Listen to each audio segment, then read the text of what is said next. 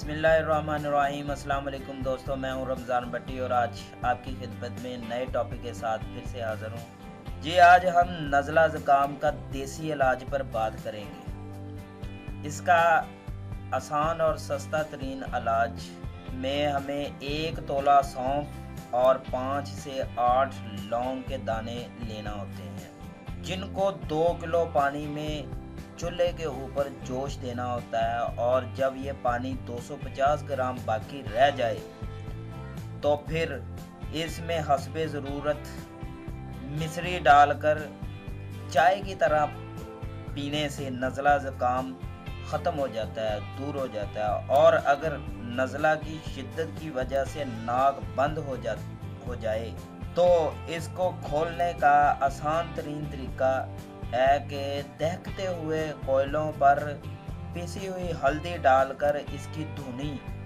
ली जाए तो नाक खुद ब खुद खुल जाती है। तो दोस्तों, उम्मीद करता हूँ आपको ये वीडियो पसंद आई होगी।